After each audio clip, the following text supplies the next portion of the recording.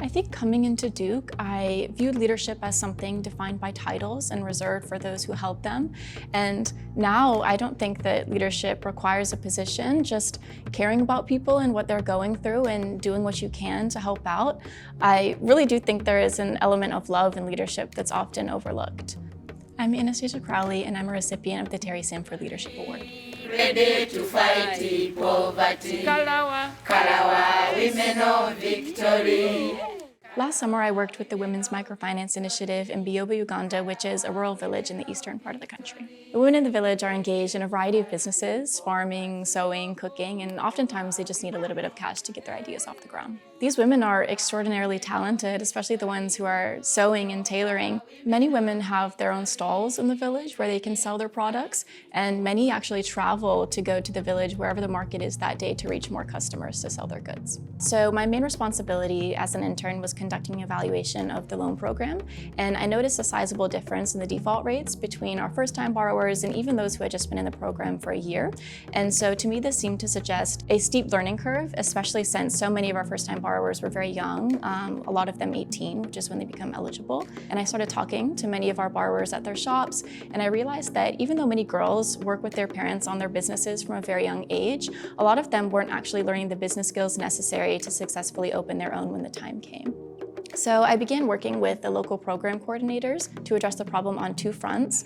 First, we set up a series of free workshops, and then second, to really get in front of the problem, we designed a mentorship program whereby in exchange for payment extensions, our current borrowers could take on a girl from the village and teach them the business fundamentals.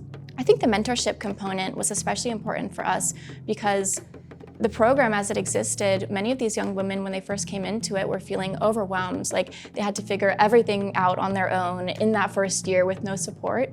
And so being able to give them even some guidance coming into the program before they even needed to start repaying was huge. Well, Anastasia's project in Uganda last summer was inspirational. She was working on microfinance and she discovered an issue with repayment, and so she decided to study it. And she was able to discover what one of the issues was and to work with the team to implement a solution. And they actually, by the end of the summer, were able to see impact from the solutions that they adopted, which really is one of the huge benefits of being an undergraduate at a research institution like Duke. Anastasia she's shown herself again and again to be just a deep, deep thinker, but also a doer.